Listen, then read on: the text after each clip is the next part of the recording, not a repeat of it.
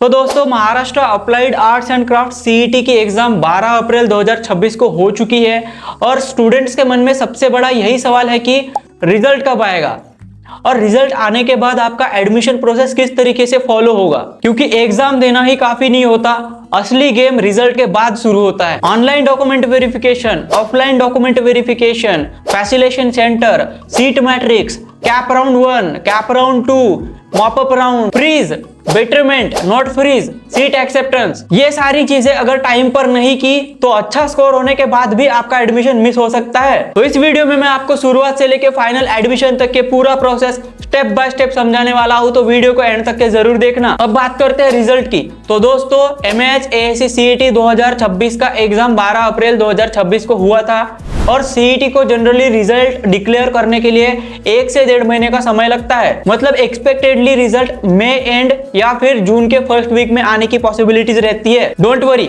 मैं हूं तो आपको टेंशन लेने की जरूरत नहीं है, क्योंकि मैं आपको जब भी रिजल्ट आएगा अपने चैनल पर वीडियो डाल के अपडेट कर दूंगा।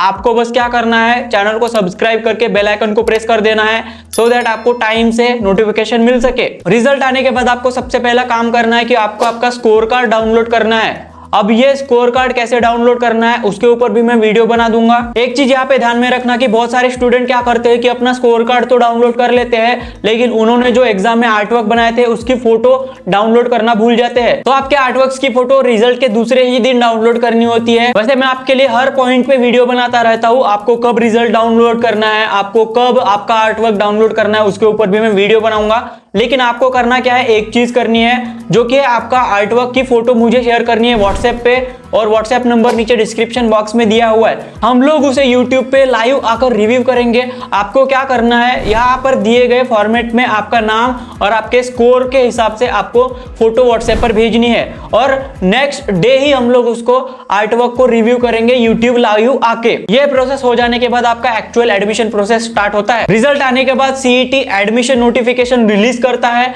जिसमें पूरा शेड्यूल दिया जाता है, जिसमें आपकी registration date, document verification date, cap round date, option form filling date and seat acceptance date लिखी होती है। यहाँ पे सबसे इंपॉर्टेंट चीज है रजिस्ट्रेशन फॉर्म। अगर आपने समय पे रजिस्ट्रेशन नहीं किया तो आप कैप प्रोसेस में पार्टिसिपेट नहीं कर पाओगे, इसलिए नोटिफिकेशन आते ही तुरंत रजिस्ट्रेशन प्रोसेस स्टार्ट करनी होती है। अब बात करते हैं डॉक्यूमेंट्स की।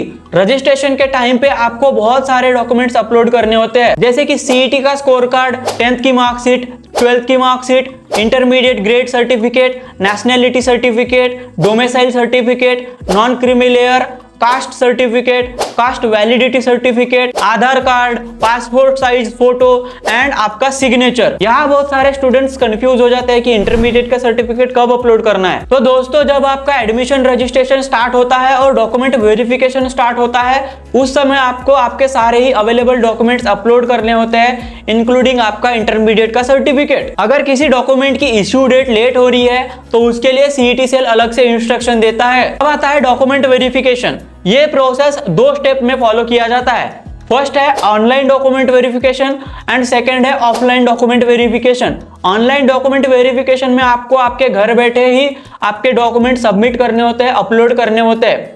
लेकिन ऑफलाइन डॉक्यूमेंट वेरिफिकेशन में आपको फैसिलेशन सेंटर पे जाना होता है एंड वहां पे आपके ओरिजिनल डॉक्यूमेंट सबमिट करने होते हैं, वेरीफाई करने होते हैं। वो लोग आपके ओरिजिनल डॉक्यूमेंट वेरीफाई करेंगे एंड उसके बाद आपका एप्लीकेशन कंफर्म करने के बाद आपके वो ओरिजिनल डॉक्यूमेंट रिटर्न कर देंगे। अगर आपका डॉक्यूमेंट वेरिफिकेशन कंप्लीट नहीं हुआ तो आपका फॉर्म कंफर्म्ड नहीं माना जाएगा, इसलिए सारे डॉक्यूमेंट पहले से अरेंज करके रख दीजिए। Document verification online and offline complete होने के बाद अब आती है मेरिट लिस्ट। अब मेरिट लिस्ट में आपका merit number, category, rank and overall position देखी जाती है, जिसमें सीईटी का स्कोर, 12th के परसेंटेज एंड इंटरमीडिएट की ग्रेड भी देखी जाती है। उस अकॉर्डिंग आपकी रैंक ऊपर या नीचे हो सकती है। अब इसके बाद सबसे इंपॉर्टेंट चीज आती है seat matrix.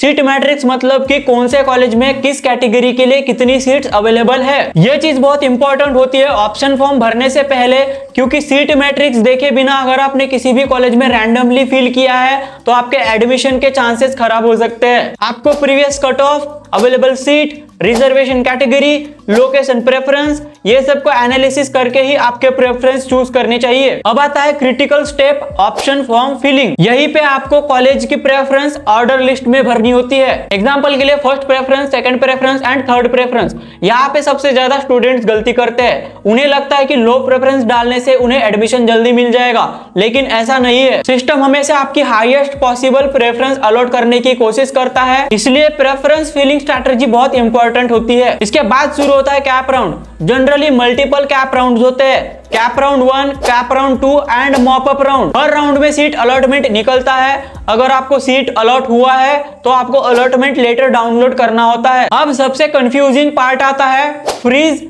Not freeze and betterment. इसे ध्यान से समझो। फ्रीज क्या है? अगर आपको अलॉटेड कॉलेज पसंद है और आपको वही कॉलेज फाइनल करना है तो आप फ्रीज ऑप्शन चूज कर सकते हो, यानी कि मुझे यही कॉलेज एक्सेप्ट है, मुझे इसी कॉलेज में एडमिशन लेना है, मुझे इसी कॉलेज में पढ़ना है। अब नॉट फ्रीज क्या है? अगर आपको अलॉटेड कॉलेज पसंद नहीं है और आप अगले राउंड में बेटर कॉलेज ट्राई करना चाहते हो तो आप नॉट फ्रीज चूज कर सकते हो। बेटरमेंट मतलब क्या है? तो बेटरमेंट मतलब अगले राउंड में हायर प्रेफरेंस के कॉलेज को पाने की कोशिश करना। लेकिन यहाँ स्ट्रैटेजी बहुत इंपॉर्टेंट रोल प्ले करती है।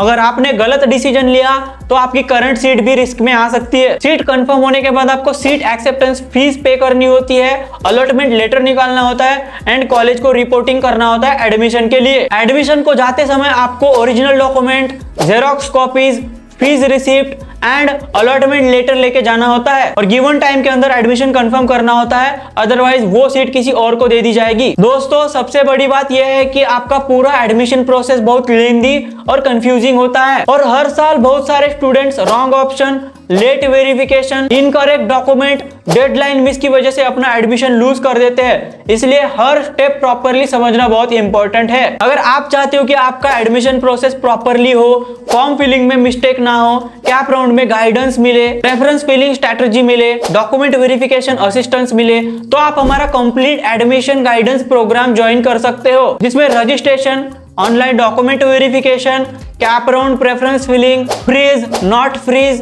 बेटरमेंट और फाइनल एडमिशन सपोर्ट, ये सारी चीजों में हम आपको असिस्टेंस देंगे। अगर आप इंटरेस्टेड हो तो आप हमें व्हाट्सएप कर सकते हो दिए गए नंबर पे। आपको स्क्रीन पे भी और डिस्क्रिप्शन बॉक्स में भी और पिन कमेंट में भी व्हाट्सएप नंबर मिल जाएगा। वीडियो हेल्पफुल लगी है तो लाइक कीजिए, अपने दोस्तों के साथ शेयर कीजिए, चैनल पर नए तो चैनल को सब्सक्राइब करके बेल आइकन को प्रेस कर दीजिए ऐसे ही MAH AIC CET related content देखने के लिए। मिलते हैं नेक्स्ट वीडियो में। Till then, thank you so much for watching and all the best for your admission guys.